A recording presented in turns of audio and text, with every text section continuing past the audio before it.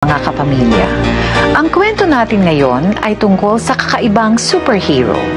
Isang superhero na walang pinagkukunan ng kapangyarihan kundi determinasyon, lakas ng loob at pagmamahal para sa kanyang mga anak. Ang kwentong ito ay galing sa liham na nakalap namin sa aming story gathering. Tunghayan po natin ang adventures at misadventures ng isang super nanay.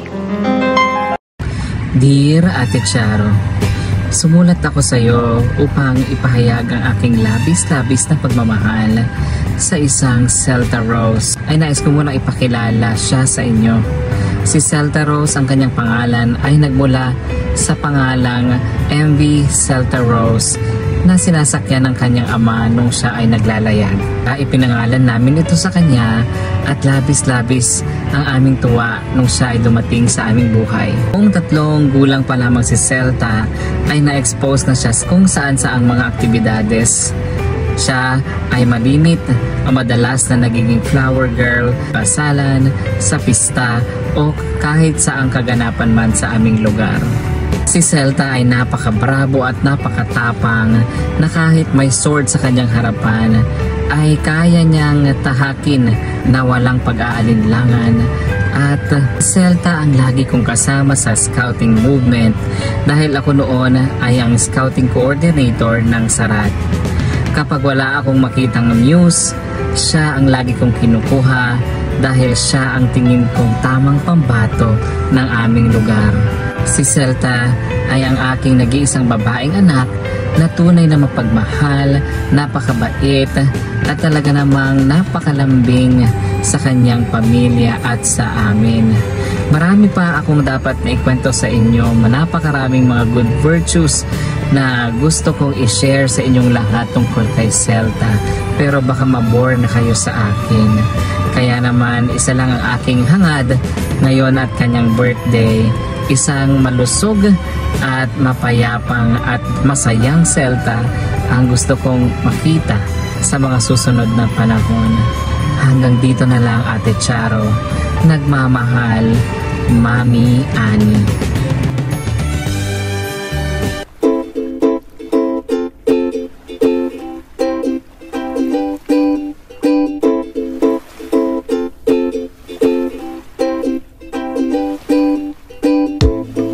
Birthday, Celta! Happy birthday, Celta! We miss you! Ate Celta, happy birthday. Ang wish ko lang na maging masaya ka palagi, and pinaka-importante ay good health. And Ate Celta, para sa akin isang ang pinya, kasi palagi mong pinadadali ang buhay ko sa work. Lagi niyo akong tinutulungan, okay? Thank you for everything, ate, and happy birthday ulit. Bye-bye! Hi, Jai! Happy birthday! Si Celta ay parang alak. Habang tumatagal na kasama mo ay sumasarap. Sumasarap ang kwentuhan. Happy birthday, Jai! I am praying for good health, long life, and more opportunities to come and blessings for you and your family. Have a great day. Happy birthday. Enjoy. Hi! Happy birthday, Mars!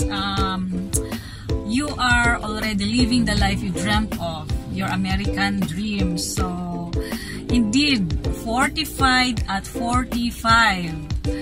And I wish whatever still your heart's desire will all come true. Enjoy your day. I miss you, Mars. I miss the kids. I hope to see you soon. Good morning! Good morning! Happy birthday, Celta! Happy birthday! Good morning, good morning. Have a good day and enjoy your birthday! Tita Celta, you're like a cherry. Why? Because you are a terrific friend. You are sweet and kind to all of us. Happy birthday! Happy birthday, Tita Celta. We love you. Happy birthday, Ate Celta. Kung ikukumpara kita sa isang food, I think the closest will be kanin. Para kang kanin, hindi dahil umaasim ka kapag tumatagal, kundi katulad ng kanin na pwede mong ipare sa kahit na anong ulam. Ang isang Ate Celta ay ganun din. Kaya madami kang kaibigan na nagmamahal sa'yo kasi marunong kang makibagay sa kahit na sino. One more thing, kaya naisip ko na kanin dahil katulad ng kanin na staple sa Filipino table, si Ate Celta kapag wala siya, hindi kumpleto. Kailangan merong Ate Celta na magsasabi sa'yo na, uy, eto nang latest. Ang akin lang naman. Diba? So, laging kasama si Ate Celta sa buhay namin, especially sa buhay namin, mga nakababata niyang kapatid sa Peoria. We are very lucky to have you, Ate, and your beautiful family. Maraming salamat sa pagkakaibigan at pagkakapatiran na ibinigay mo sa amin at ang pamilya mo. And hopefully, maging masayang-masaya ka sa birthday mo. Wala na akong ibang mahihiling pa kung hindi yung endless happiness sa iyo, Ate, at sa family mo kasi nasa iyo naman na ang lahat. Okay? Happy birthday ulit! See you! Hi, Celta! Happy birthday! To describe Celta, si Celta ay isang salad kasi ang salad is makulay and very festive. Usually, ang salad ay hinahanda sa mga special occasions and parties which Celta loves doing. Just like the other day, nag-organize siya ng party in celebration for her kid's birthday. Imagine, maski wala na siya dito sa Pilipinas, nag-organize pa din siya ng party for her friends and family. So again, Celta, happy birthday and I love you! Aside from a loving cousin, Celta Rose is also my childhood friend, and she's a very talented girl. We have similarities in life since she's a talented girl. She loves music as I do because during her elementary days and high school days, she's also a stage performer. We sing together. And we share a lot of things, even secrets, even her love life. Kinikwento niya lahat sa akin eh. Cousin, on your 46th birthday, I'm still thinking of what's the best thing to associate with your personality. Wait. It's a chocolates. I have chocolates here. Celta Rose is like a chocolate. Chocolates are better when shared. Basically, sweets itself becomes sweeter and enjoyed with whom you love. And having said that, I want to associate these chocolates to you as it reminds me with your great character, possession, as a sweet and passionate being I have ever met. And of course, thank you for all the things that we shared together, all the sweet memories, and although we're far from each other, still we keep in touch. And I would like to say also that you're like chocolate because you're a loving person, you're a sweet person, and I know that you are now happy with your family. You are a great woman because you are also a career woman, happy with your sons, 2 sons and husband. So that's my wish on your birthday. All the best, my cousin, and all the happiness in life. Thank you. Once again, happy birthday, Celta. I love you. Happy birthday, sis! We love you. Thank you for answering the call of the Lord, and may you enjoy your day. Stay happy and stay healthy, and stay loving to Kuya Jonathan.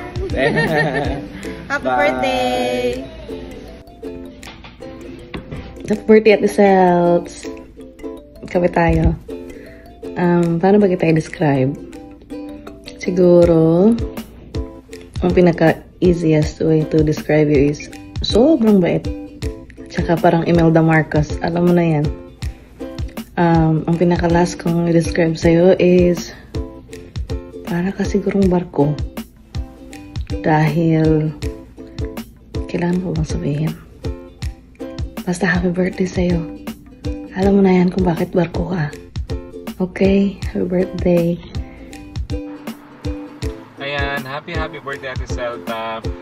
Kung ikaw ay isang bagay, ikaw ay isang barko. Hindi, joke lang. Hindi susunod na instruction. Pagkain pala. Kung ikaw ay isang pagkain, ikaw para sa akin ay isang salad. Salad kasi, ikaw yung star ng bawat selebrasyon.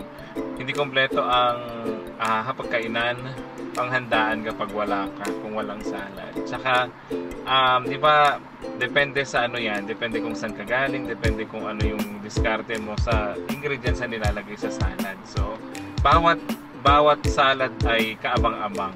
So, pag nakakakita tayo ng salad sa handaan, ang lagi natin tinatanong, anong bago? Anong meron? Anong bagong sangkap ng salad? Ganun. So, pag nakikita ka namin, ganun din. Anong bago, te? Ganun. Anong meron? Just kidding aside, ay si Ate Celta, mapagmahal yan. Parang kapatid, parang ate. Siya talaga yung ideal ate na masasabi nating lahat. Kasi napaka caring, talagang nandyan siya lagi. Kukumustahin ka niya lagi kapag nararamdaman niya na may pinagdadaanan ka. Very neutral si Ate Celta. Tsaka hindi niya paparamdam na wala ka sa tabi niya.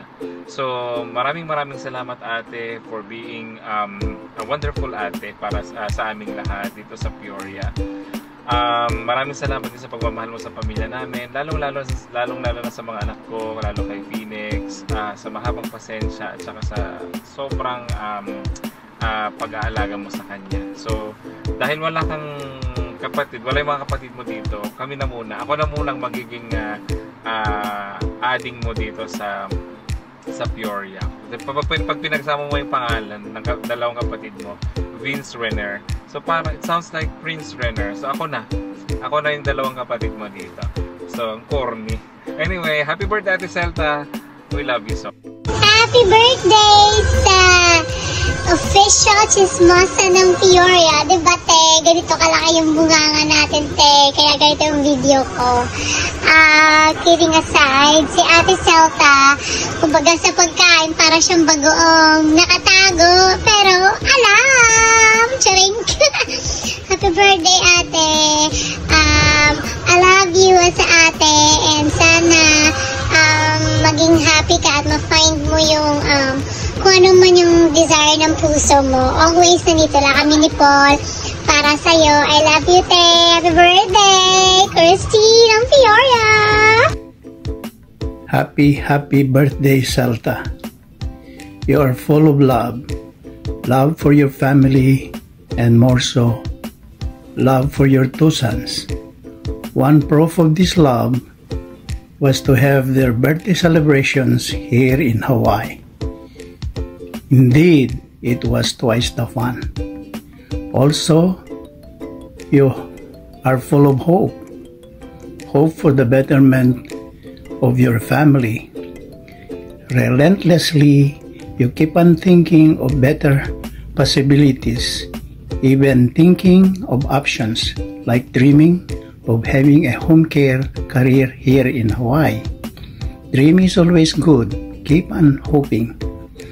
These are your qualities that surely bring you and your family to a better life.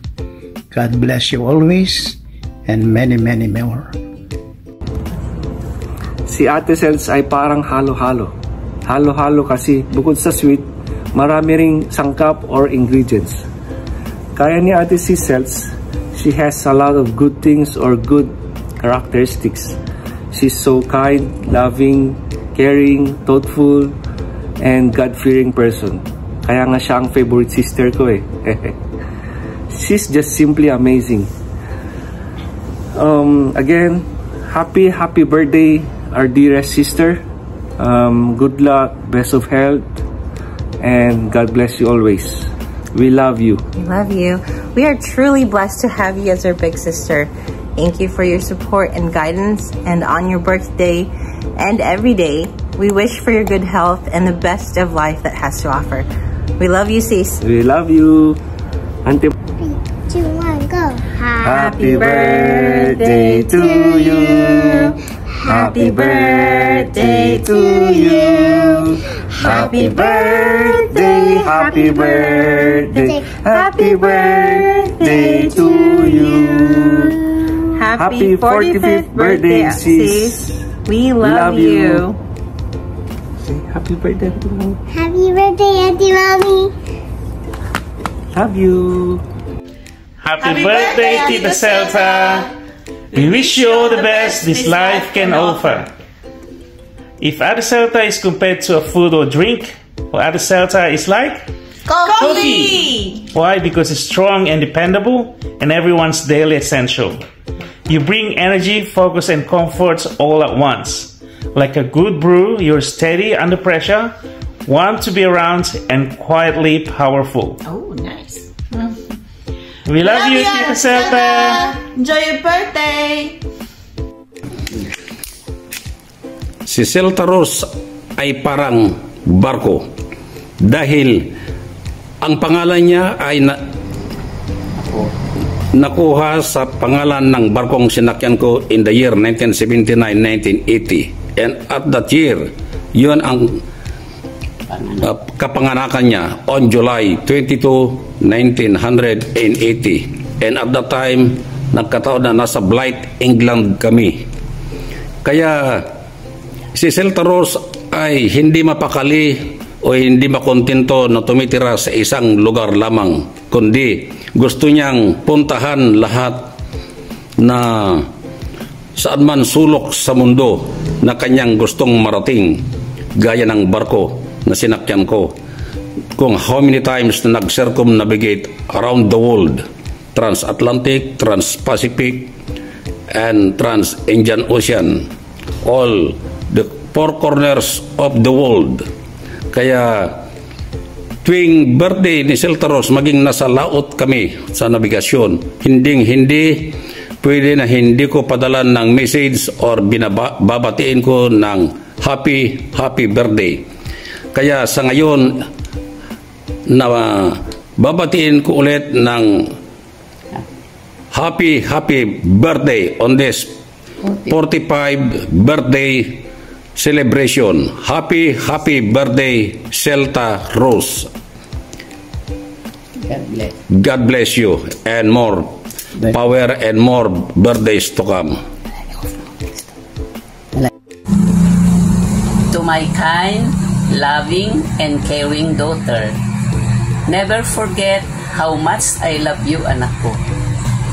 As you grow older, you will face many challenges in life. Just do your best, because I know you can do it. You are the best. Every day may not be good, but find something good in every day. Laugh, love, and travel. Follow your dreams. Believe in yourself. And remember to be awesome. I'll always be with you, anak ko. You know, my daughter is like spicy food. Hot na hot and beautiful pa rin at 45. I am so proud of you. And I love you more than anything in the world. God bless you, anak ko.